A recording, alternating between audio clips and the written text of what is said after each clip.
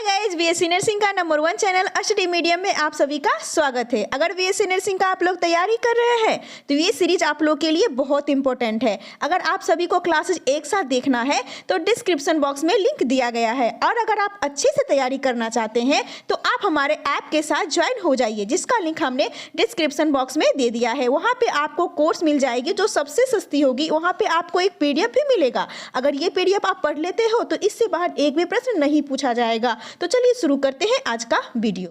पहला क्वेश्चन, त्वरित स्विचिंग के लिए सबसे अच्छा है। इसके ऑप्शन है बीजेडी, ट्रायोड, जीएफईटी, मॉसफेट। तो त्वरित स्विचिंग के लिए सबसे अच्छा बीजेडी होगा। इसका right answer option number A हो जाएगा। हमारा नेक्स्ट क्वेश्चन, गतिशील वैद्युत आवेश पैदा करता है। चुंबकीय क्षेत्र, ध्वनि तरंगे, प्रकाश तरंगे या ऊष्मा तरंगे। तो गतिशील वैद्युत आवेश चुंबकीय क्षेत्र पैदा करता है। इसका सही उत्तर ऑप्शन नंबर ए हो जाएगा। क्वेश्चन नंबर 3, एक 3 फेज इंडक्शन मोटर के 2 मूलभूत अवयव होते हैं। इसका फर्स्ट ऑप्शन से मोटर और स्टेटर, स्टेटर और फील्ड स्लिप रिंग और ब्रश, रोटर और आर्मेचर। एक 3 फेज इंडक्शन मोटर के 2 मूलभूत अवयव मोटर और स्टेटर होते हैं। एक 3 फेज इंडक्शन मोटर एक उच्च शक्ति वाली सेल्फ स्टार्टर मोटर होती है। इसका स्टार्टिंग टॉर्क काफ़ी ही उच्च होता है। इसका सही उत्तर ऑप्शन नंबर ए हो जाएगा। क्वेश्चन नंबर 4, यदि एक 3 फेज की मोटर एक फेज से चलाई जाती है तो यह जल जाएगी, कम लोड लेगी, धीमी चलेगी या आवाज़ पैदा करेगी। तो यदि एक 3 फेज की मोटर को एक फेज से चलाई जाती है तो यह जल जाएगी। इसका सही उत्तर ऑप्शन नंबर ए होगा। हमारा नेक्स्ट क्वेश्चन है, मोटर कंट्रोल्स का आसान रूप है। इसके ऑप्शंस हैं drum switch, magnetic switch, relay, toggle switch. तो मोटर कंट्रोल का आसान रूप मैग्नेटिक स्विच होता है। इसका सही उत्तर ऑप्शन नंबर बी हो जाएगा, magnetic switch. Question number 6, ampere घंटा इकाई संबंधित है रेक्टिफायर से, ट्रांसफार्मर से, इलेक्ट्रोमैग्नेट से या स्टोरेज सेल से। तो एम्पियर घंटा इकाई संबंधित होता है स्टोरेज सेल से। इसका सही उत्तर ऑप्शन नंबर डी हो जाएगा। हमारा नेक्स्ट क्वेश्चन है, एक शुद्ध प्रतिरोधक परिपथ का पावर फैक्टर है। इसके ऑप्शंस हैं 0, 1, लैंगिक या लीडिंग। तो एक शुद्ध प्रतिरोधक परिपथ का पावर फैक्टर 0 होता है। इसका सही उत्तर ऑप्शन नंबर ए हो जाएगा। हमारा नेक्स्ट क्वेश्चन है, एक आदर्श डीसी जनरेटर वह है जिसके वोल्टेज रेगुलेटर ब्लैंक्स होता है। निम्न, 0, धनात्मक या ऋणात्मक। तो एक आदर्श डीसी जनरेटर वह है जिसके वोल्टेज रेगुलेटर धनात्मक होता है। एक आदर्श डीसी जनरेटर फैराडे के नियम के सिद्धांत पर काम करता है। So the correct answer is option number C. हमारा नेक्स्ट क्वेश्चन है, एक श्रेणी मोटर सबसे उपयुक्त है चलाने के लिए लेथ को, क्रेन एवं होइस्टस को, सीयर्स एवं पंच को, मशीन टूल्स को। तो एक श्रेणी मोटर सबसे उपयुक्त होता है सीयर्स एवं पंच को चलाने के लिए। इसका सही उत्तर ऑप्शन नंबर सी होगा। क्वेश्चन नंबर 10, धारावाहक चालक किससे संबंधित होता है? चुंबकीय क्षेत्र से, वैद्युत क्षेत्र से, विद्युत चुंबकीय क्षेत्र से या विद्युत स्थैतिक क्षेत्र से। तो एक धारावाही चालक विद्युत चुंबकीय क्षेत्र से संबंधित होता है। एक विद्युत वाहक चालक अपने चारों तरफ चुंबकीय क्षेत्र प्रदर्शित करता है और ऐसे तार में आवेश के गति के कारण होता है। इसका सही उत्तर ऑप्शन नंबर सी हो जाएगा। Right answer is option number C. हमारा नेक्स्ट क्वेश्चन है, जब जेनर डायोड को पावर सप्लाई में इस्तेमाल किया जाता है तो इसका कार्य स्थिर रखना है। आउटपुट वोल्टेज को, इनपुट वोल्टेज को, लोड प्रतिरोध के सापेक्ष आउटपुट धारा को, सप्लाई धारा को। तो जब जेनर डायोड को पावर सप्लाई में इस्तेमाल किया जाता है तो यह लोड प्रतिरोध के सापेक्ष आउटपुट धारा को स्थिर रखता है। इसका सही उत्तर ऑप्शन नंबर सी हो जाएगा।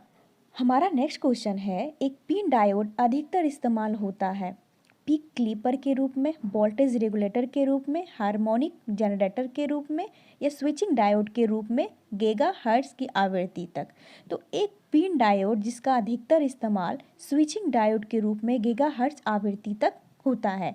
एक पिन डायोड को 2 टर्मिनल वाला इलेक्ट्रॉनिक्स डिवाइस होता है जिसे पी तथा एन टाइप और शुद्ध अर्धचालक के बीच में शुद्ध अर्धचालक के लेयर को डालकर बनाया जाता है, जिसका प्रयोग प्रकाश ऊर्जा को विद्युत ऊर्जा में परिवर्तित करने के लिए किया जाता है। इसका right answer option number D होगा। क्वेश्चन नंबर 13, निम्नलिखित कथनों पर विचार कीजिए। इसका फर्स्ट कथन है, रेक्टिफायर वह युक्ति है जिसके द्वारा दिष्ट धारा को प्रत्यावर्ती भाग में परिवर्तित किया जाता है। और इसका सेकेंड कथन है, ट्रांसफार्मर द्वारा विद्युत शक्ति प्रदाय को निर्गम में वृद्धि या कमी लाई जाती है। तो उपरोक्त कथनों में से कौन सा सही है? इसके ऑप्शंस हैं केवल फर्स्ट कथन या केवल सेकेंड कथन, ये दोनों फर्स्ट कथन और सेकेंड कथन, या ना ही फर्स्ट कथन और ना ही सेकेंड कथन।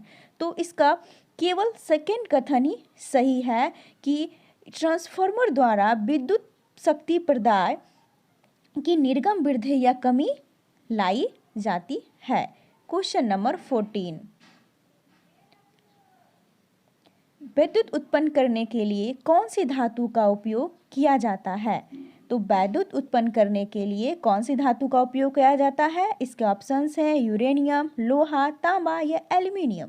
तो विद्युत उत्पन्न करने के लिए यूरेनियम धातु का प्रयोग किया जाता है। इसका सही उत्तर ऑप्शन नंबर ए होगा। क्वेश्चन नंबर 15, जब विद्युत ऊर्जा गति में परिवर्तित होती है तब कोई ऊष्मा की हानि नहीं होती, या 50% ऊष्मा की हानि होती है, या 30% ऊष्मा की हानि होती है, या 80% ऊष्मा की हानि होती है। तो जब विद्युत ऊर्जा गति में परिवर्तित होती है तो इसमें कोई ऊष्मा की हानि नहीं होती है। विद्युत ऊर्जा गति में विद्युत ऊर्जा का रूपांतरण गति ऊर्जा में होता है, अतः कोई ऊष्मा की हानि नहीं होती है। हमारा सही उत्तर ऑप्शन नंबर ए हो जाएगा। हमारा नेक्स्ट क्वेश्चन है, मोटर कार बैटरी के संबंध में कौन सा कथन सही नहीं है? इसके ऑप्शंस हैं वोल्टता सामान्यतः 12 वोल्ट की होती है, प्रयुक्त अम्ल तनु सल्फ्यूरिक अम्ल होता है, इसकी धारिता एम्पीयर घंटा में व्यक्त की जाती है, इलेक्ट्रोड शीशा और तांबे के होते हैं। तो मोटर कार बैटरी के संबंध में वोल्टता सामान्यतः 12 वोल्ट की होती है, यह सही है। प्रयुक्त अम्ल तनु सल्फ्यूरिक अम्ल का होता है, ये भी सही है। और इसकी धारिता एम्पीयर घंटा में व्यक्त की जाती है, यह भी सही है। और इलेक्ट्रोड शीशा और तांबे के होते हैं, यह कथन गलत है। तो हमारा सही उत्तर ऑप्शन नंबर डी हो जाएगा। क्वेश्चन नंबर 17, चुंबकीय पदार्थ के नमूने का हिस्टेरेसिस क्षय कम किया जा सकता है। इसके ऑप्शन से फ्लक्स घनत्व को बढ़ाकर, लैमिनेटिंग करके, चुंबकीकरण के व्युत्क्रम की आवृत्ति बढ़ाकर, इसके महत्तम फ्लक्स घनत्व के मान को घटाकर। तो चुंबकीय पदार्थ के नमूनों का हिस्टेरेसिस क्षय कम किया जाता है लैमिनेटिंग करके। इसका सही उत्तर ऑप्शन नंबर बी हो जाएगा। क्वेश्चन नंबर 18, SCR फायर कर मैटिंग फ्लक्स समाप्त कर दिया जाता है। अब SCR में विद्युत धारा, इसके ऑप्शन से समान रहेगा, तुरंत शून्य हो जाएगा, बढ़ेगा, या पहले थोड़ा बढ़ेगा फिर शून्य हो जाएगा।